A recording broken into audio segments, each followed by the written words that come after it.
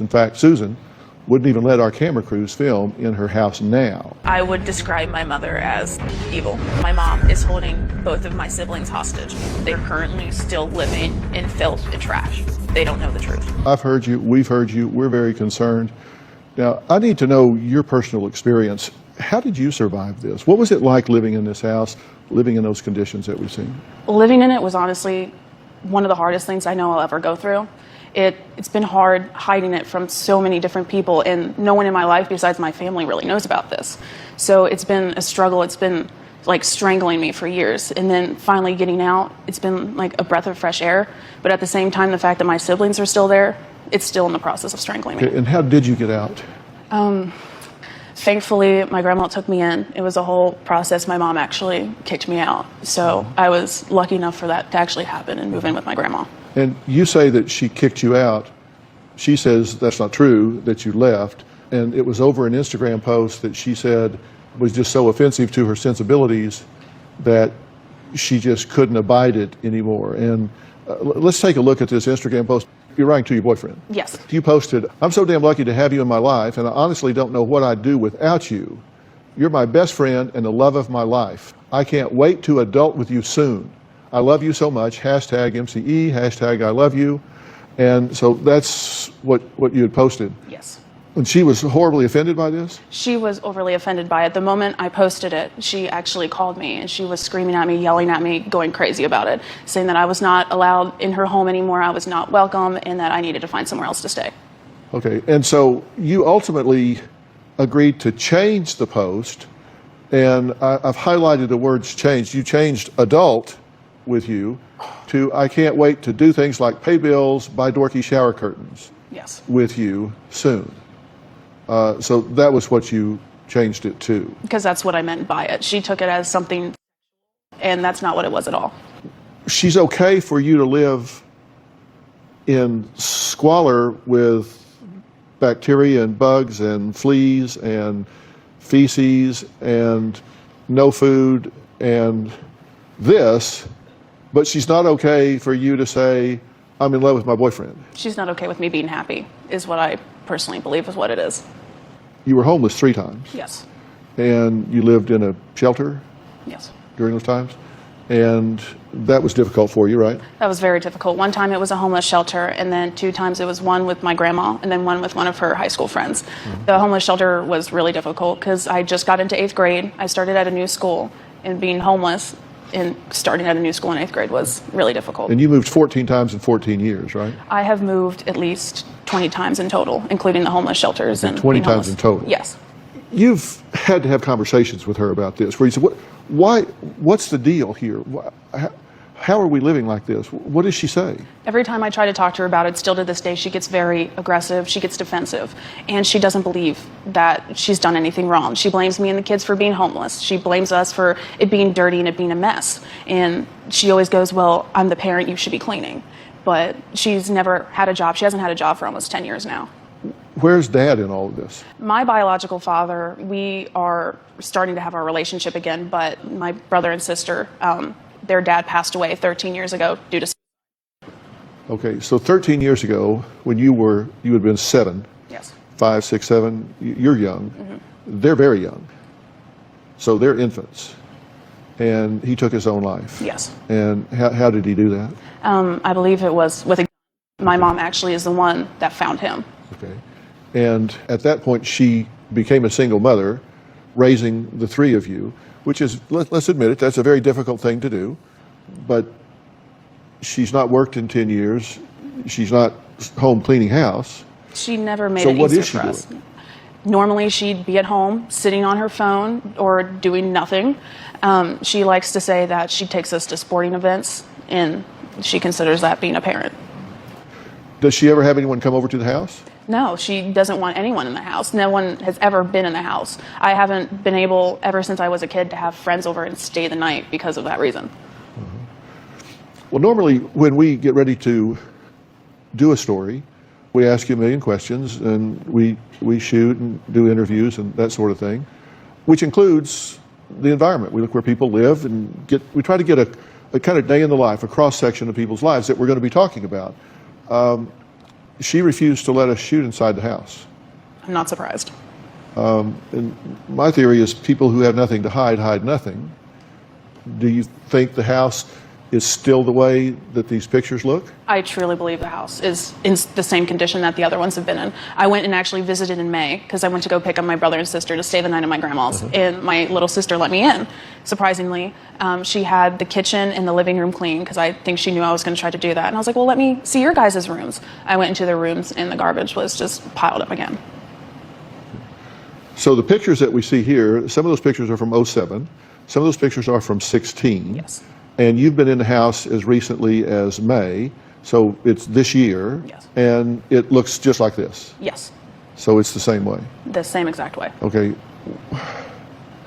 What does she say about that when you talk to her? She does not know that you've given us these pictures. She's got no clue that I've given you guys the pictures. But the thing is, she gets defensive. She says, oh, it's not a mess. What are you talking about? There's nothing wrong with it. I was like, do you not see this? And she's like, well, maybe the kids need to clean up their rooms. Well, this isn't the kitchen. This is a bed. This is where children sleep. Yes. This is where people. What do you do when you walk through this? Do you go lean against the wall? What do you? There's nowhere to sit. There's nowhere to lay. What do you do in this house? The thing is, like, me and my siblings, we mostly just tried to stay in the living room as much as we could, or we'd go outside. I was very into sports my high school career, and so are the kids. So we tried to do our best to stay out of the house, but it's very hard when you have such a controlling mother that doesn't actually let you go outside the house or have friends. Well, coming up, Taylor is shocked that her mother, Susan, agreed to be here. But she is here. And let me tell you, I'm going to confront her with some very serious questions here. And I'm going to go a while before I reveal to her what we do know, because your theory is as soon as she's outed on this, then she's going to get up and run out of here. I definitely think so. But you understand that I'm a mandated reporter. Yes. And there's no way I can allow this to continue. I have a member of our advisory board, a very dear friend and colleague of mine, Dr. Charles Sophie, is right here. Dr. Sophie is board certified in 3 clinical specialties: adult psychiatry, child and adolescent psychiatry, and family practice. And he is the medical director for the Department of Child and Family Services here in Los Angeles, which is the largest agency of its kind in the country. And Dr. Sophie, you're going to be involved in all of this very early on here. I mean, we can't let this happen, right? Those children need somebody to save them. Something's going to change today, one way or the other. So you came here to create change. It's going to change today, one way or the other. We can't let this happen. We're going to meet Susan next. We'll be right back. I feel like I'm watching an episode of Hoarders. This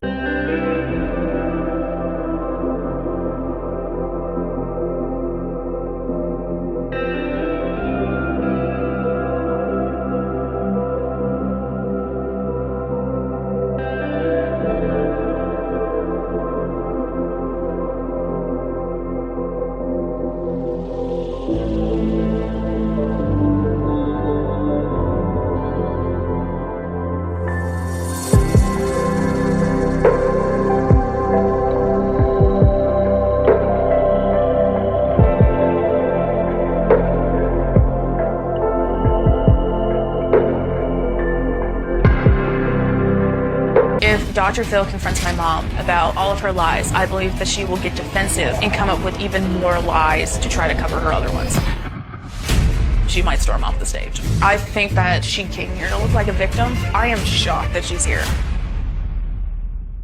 Well, Taylor wrote to me very concerned about her younger siblings' living conditions. Now, her mom, Susan, has no idea. Taylor provided us with photographs taken inside a couple of her recent homes. In fact, Susan wouldn't even let our camera crews film in her house now, insisting that this is not about her housekeeping, but about her relationship with Taylor. But here's what she told us. Take a look. My relationship with my daughter Taylor right now is broken and in turmoil. Taylor's making me sound a lot worse than I really am. She's acting like a 20-year-old who's being fed and throwing a temper tantrum. Taylor's not part of our family right now. That's Taylor's decision. I did not kick her out. She told me that she was going to attempt to get a temporary apartment with her boyfriend. I did not approve of the relationship. I do not think she should be having sex with her boyfriend. He's a loser. My husband committed 14 years ago. I had no life insurance. As a single parent, I've made quite a few sacrifices to raise my kids by myself. I think that that's where a lot of it starts, is that I have devoted literally 14 years of everything that I've had to those kids. I've had some part-time jobs. We have moved around a lot. I've had different health issues. I was first diagnosed with MS. They thought it was MS for a couple of years, and then it was migraines. I am taking my 1 tablet of metoprolol for my blood pressure. I am in stage 3 kidney failure and have to take medicine to control my blood pressure.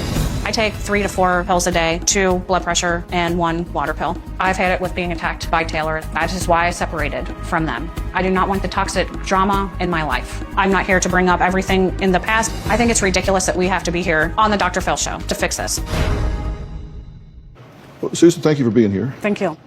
Tell me why Taylor left the house, why she's not living there now with the other 2 children and with you. It started in April when someone else had seen an Instagram post that she had posted with her boyfriend that she could not wait to adult with him. My concern is adulting would be that they are living in my house and doing things that they should not be, which then in turn concerned me with my younger 2 kids, and I don't think that that is appropriate. As a parent, your house is a safe zone. With 2 younger children there, you don't want somebody bringing toxicity into the house for them to see bad role model. Yes, I don't think that it's appropriate if she would be staying with him in my house, having him in my house as in an adult type fashion. Okay. Had he ever spent the night in your house? No. Had he ever been in your house? No. Okay. Did you intend for him to come stay in your house? No, I would never let him in the house. Why not? The arguing, the yelling at the kids constantly, how it could be dirty sometimes. Do you guys yell and scream at each other? I have not spoken to her in a month. So Well, before a month. Yes. Do you have a combative relationship, the 2 of you? We did not up until that point. Is that true? No, that's not true. What is true? The truth is, me and my mom, we've never gotten along. Never have. Probably, I'm afraid, never will. She's very controlling. If things don't go her way, she gets very upset. She gets angry. She'll start screaming and yelling. I used to have to be nice to her just in order so I wouldn't get yelled at. Now, you say that overall, this is a quote, you said, overall, as a single mother, I busted my butt to get these children to where they are today. I did everything I could and put my focus on them. Yes, that is true. And I understand you're a single mother because your husband took his own life very early in the children's lives. Correct. And I'm sorry for your loss, by the way. Thank you. It's a terrible thing to have to go through. Do you think you ever got past that? Honestly, I did not up until about a year ago. I have changed, I have healed. I never had the opportunity to heal from that because of the 3 kids. That was my main focus, was the kids. We've been homeless 3 times. How are we a focus when you haven't had a job in over 10 years? Like, in all seriousness, how are we a focus in your life when we've never been? Really? Yes. I think it's interesting that when I was told we were coming here, it was to repair the relationship, that was what the main focus of this was. I had my doubts of coming, to be quite honest. That is why I'm here, is to work on a relationship with Taylor.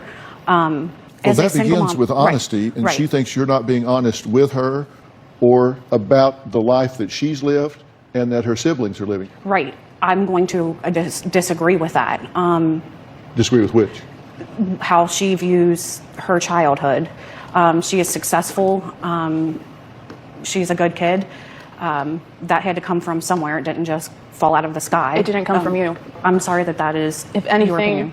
the things you have put me through have made me stronger and realize what I'm not going to do. Well, good. I hope that...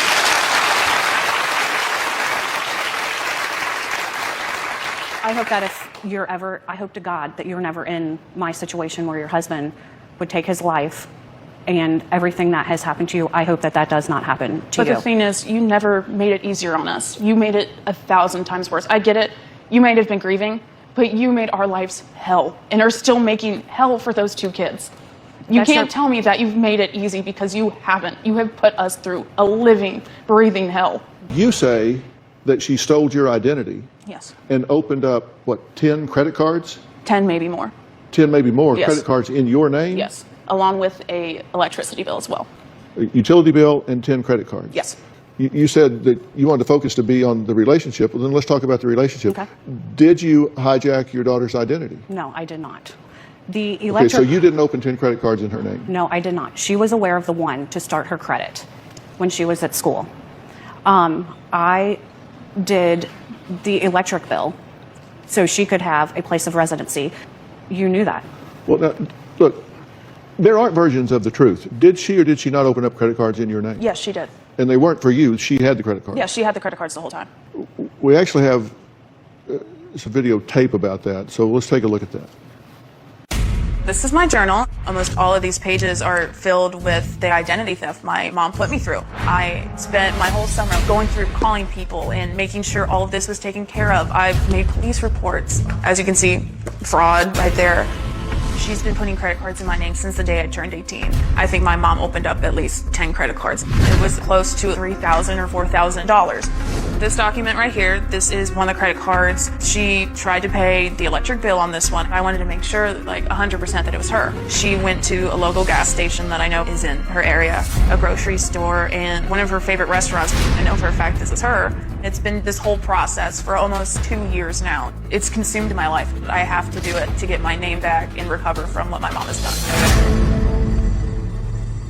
Well, she seems to have, and she brought along the journal where all of this is documented, the very page where she says fraud here and the amount due and the different credit cards and her conversations with Medicare, all of these things that are documented with dates and times and receipt numbers and all.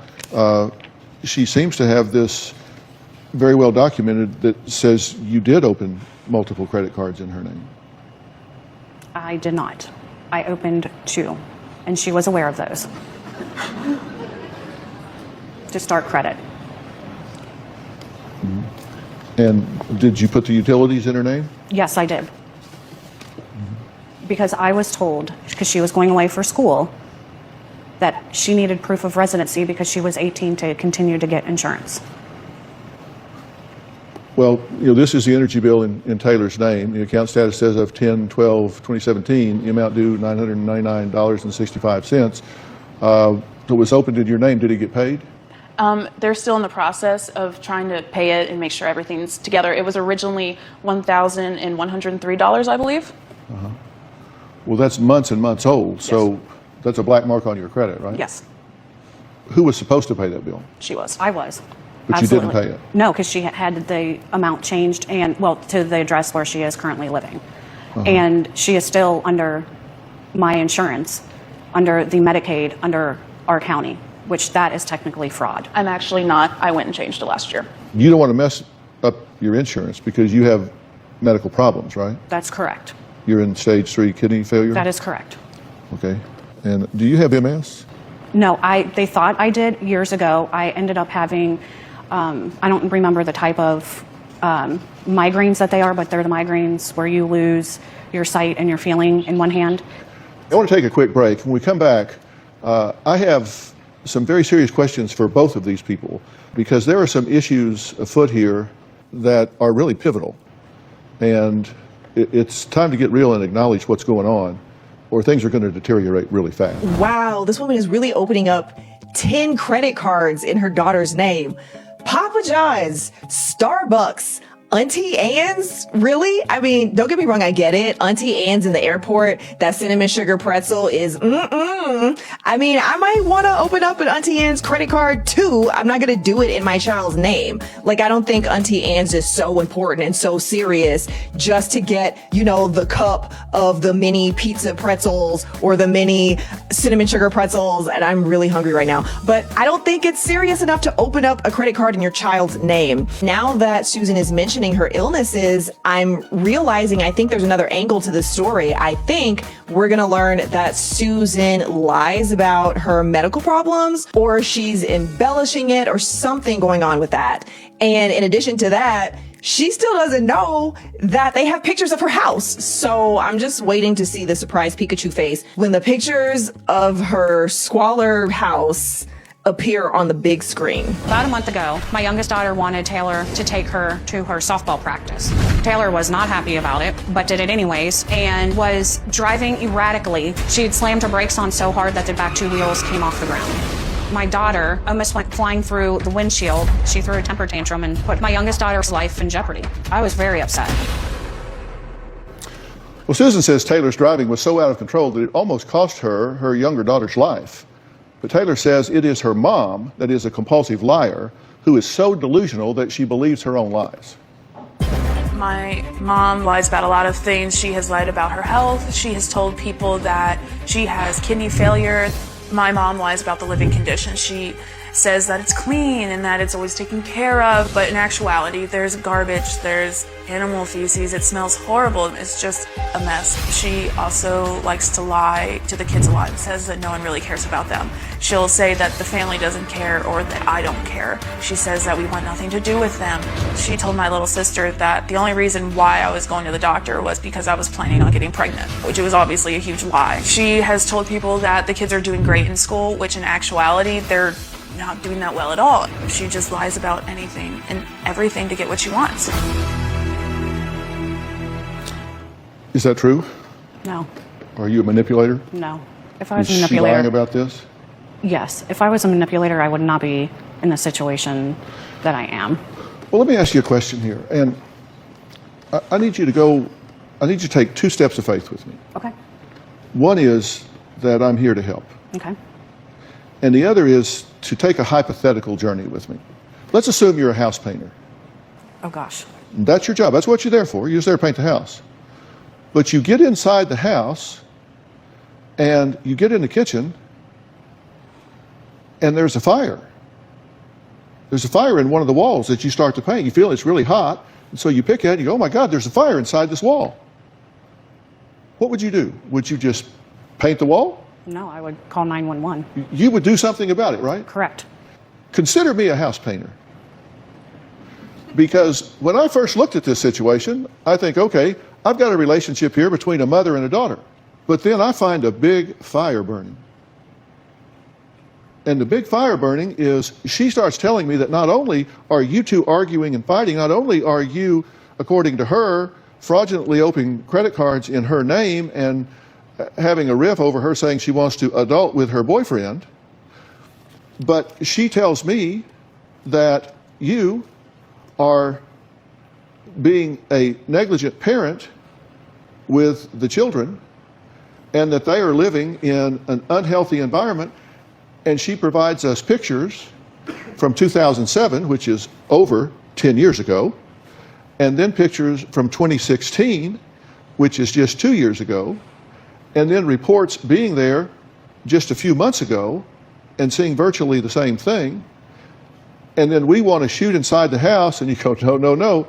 She says, this is the house in which her younger brother and sister have been raised in across the years, and that when she visited just a few months ago, her little sister let her in, and there were 2 areas that were reasonable, and the rest of the house looked exactly like this. And in addition to this being a clear violation of any reasonable parenting, that when Child Protective Services has been called, that you've either been given a heads up and they've had to stay up all night cleaning the house, or you've moved county to stay 1 step ahead of Child Protective Services, so there's no accountability. And I'm a mandated reporter. And so I immediately confer with a member of my advisory board, Dr. Charles Sophie, right here. Bring a chair up for Dr. Sophie, if you would. She did not know he was going to be here. He's board certified in adult psychiatry, child and adolescent psychiatry, and family practice. And he is the medical director for the Department of Child and Family Services here in Los Angeles, which is the biggest CPS, biggest DCFS in the entire country.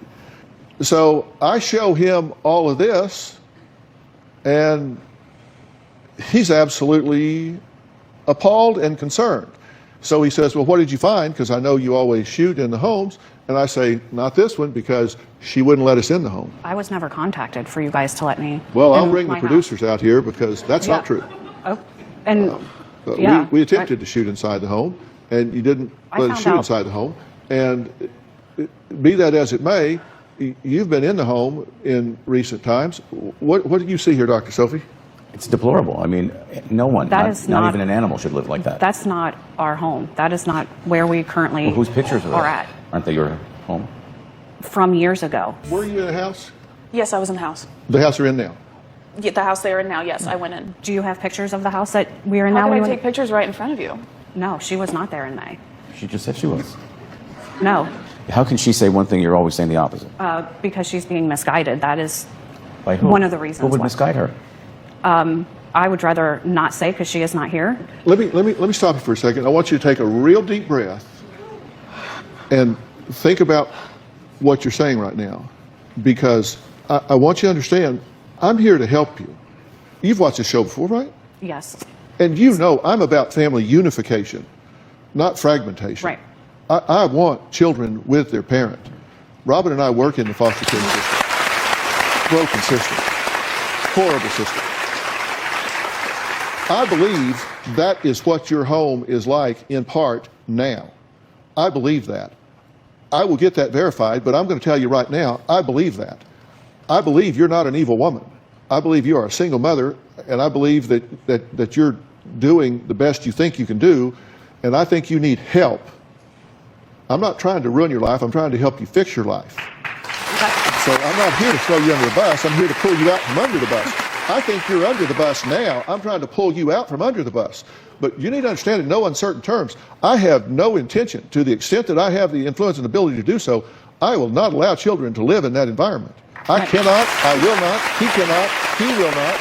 So what I want to do is help you fix it. I want to help you change it. I don't want to take your children away from you or from your home, but you need to understand, if it's let them live in that or take them out, I'll do everything I can to take those kids out of that home. I will not allow them to stay there to the extent that I can influence that. What I'd rather do is help you and fix that situation. I'll send a crew in there in space suits if I have to clean that up, but I doesn't look won't like let that. those kids be there. But if you're going to just lie to me and say, oh no, everything's fine, look, people that have nothing to hide nothing. You didn't let us in that house.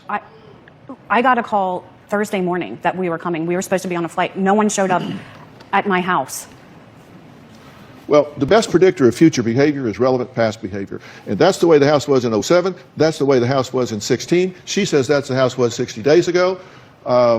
It is not. It is not. So why wouldn't you let us in? When were you there? I was not there. I left Friday afternoon. I got a call Thursday morning. Well, the associate producer, Avery, asked if we could shoot at the house, and you said, and I quote, it's not about housekeeping. No one was at my house. I didn't say they were. Oh, We asked to shoot at the house, and you told the associate producer it's not about housekeeping. This is about the relationship with her. I don't recall her even asking me to shoot at the house. So you would have thrown the doors open and Yes. said, come in, Yes, I would have. let's show. So, Yes, I would so have. they can be there. We have a crew on the ground there now, so they can go to the house and be there and shoot. You do not want to miss tomorrow. Taylor's mom may have been denying all of Taylor's allegations, but there's some surprising new information to back up Taylor's story. Okay, so this was part one of a two-part episode. In this episode, we have Taylor, who brought her mother Susan on the show to confront her about being a neglectful mom and saying that she has forced her and her younger siblings to live in squalor. And from these images, we can see that that's definitely squalor they're living in. It's disgusting, and I can't even imagine the smell. Susan is saying that she's just been a struggling single mom after her husband himself years ago, and she never had the chance to grieve. And I'm sure there's a lot of truth to that. I'm sure that's a very traumatic experience. And then being a single mom of 3 kids, 2 of them infants, would be a very traumatic, very stressful, overwhelming experience. And I would not be surprised if she very quickly fell into depression and anxiety and her mental health plummeted. But it has been 14 years, and these children have been living like this for 14 years. This is no way for a child to live. Dr. Phil said it's not even a way for an animal to live, and I agree, because my animal be on the bed and on the sofa with a nice, clean, comfortable spot. Not like this. This is trash. She also hasn't worked in 10 years, which is strange. Why not? Why not get a job? Or maybe she's living off the state, I assume. But then again, why work when you can take out 10 credit cards in your daughter's name and then run those up? and then ruin her credit. Why work when you can do that? So we learn that Susan is a pathological liar. She's lying on the stage right in front of our faces. She is saying she never opened those credit cards, even though Taylor has documentation of fraud. She is saying that, what are you talking about? My house is clean. I don't live in squalor. Girl, what? Why wouldn't you let Dr. Phil's crew go inside and film? I really want to see what happens in part 2. I'm hoping the crew does get a chance to go inside, because at the end she was nodding her head like, okay, yeah, you can come in my house. Girl, you know you don't want nobody in your house with your house looking like that. So we'll get a chance to see that and much more. So I'm going to go ahead and watch part 2, but you guys let me know what you think about this. What do you think about Susan and her neglect? What do you think is going on with her? I think there has to be severe mental health issues for her to even want to live like this, let alone force children to live in this environment. What do you think about Taylor? She's been separated from her siblings, and it seems like Taylor is suggesting that she's being demonized to her siblings, and her siblings are being isolated from the rest of the family. And what do you think is going to happen when they get inside Susan's house? And I believe also they're going to interview the children in part 2 as well. So you guys let me know what you think. Make sure to like and share this video and drop it in the comments.